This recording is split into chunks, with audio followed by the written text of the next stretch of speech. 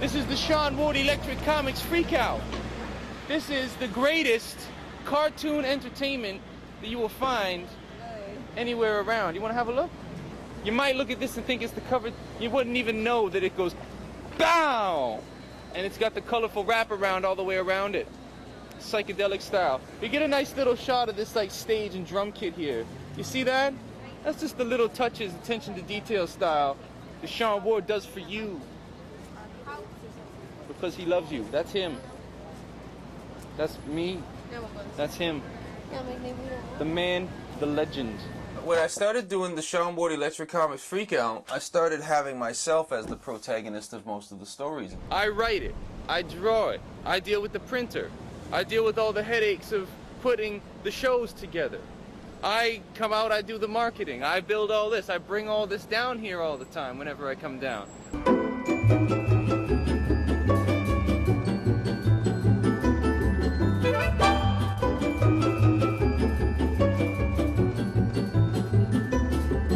It's a one-man show.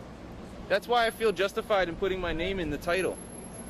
I collected The Amazing Spider-Man for I had every single issue for like a 5 or 6 year run. Sean's obsession with comics started extremely early, probably at the age of around 3 or so. Superman underoos that he used to wear all the time. We had to wash the underoos frequently so we could wear them all the time.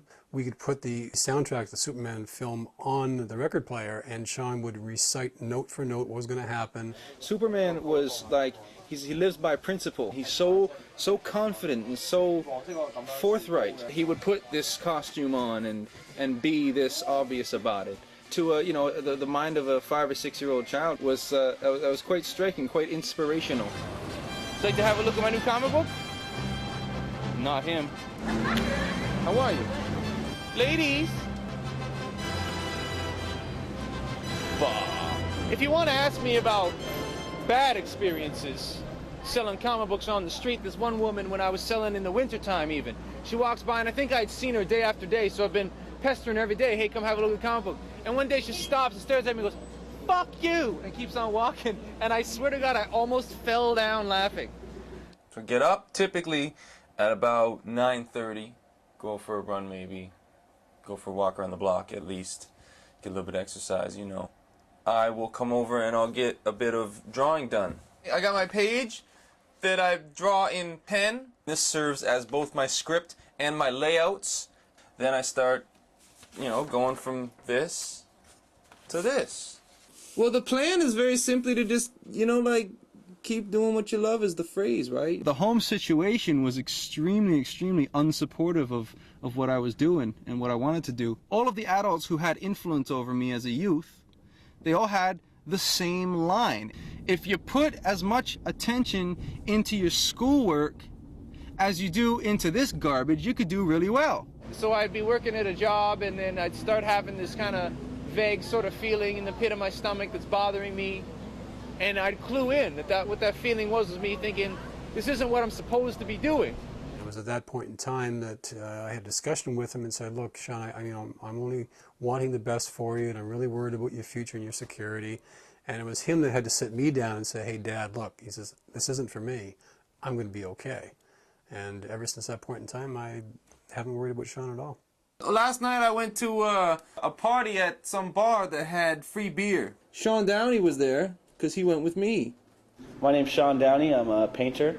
I grew up with Sean for 1 year in Oshawa when we were 12 and 13 years old.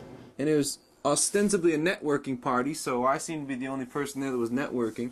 7 or 8 people knew who he was already, and then by the end of the night, of course, everyone knew who he was. He's handing out flyers and selling comic books and stuff like that, so he's quite a showman.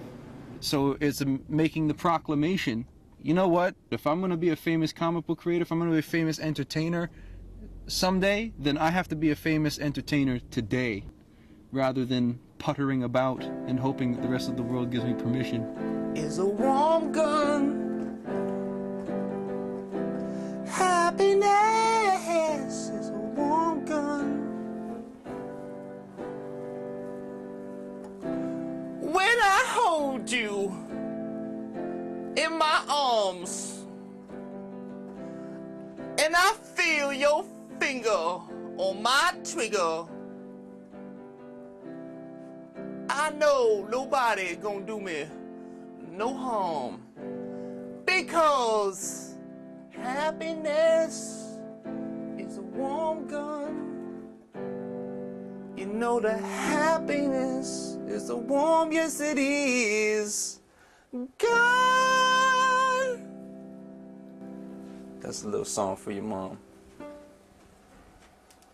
I hope that was loud enough.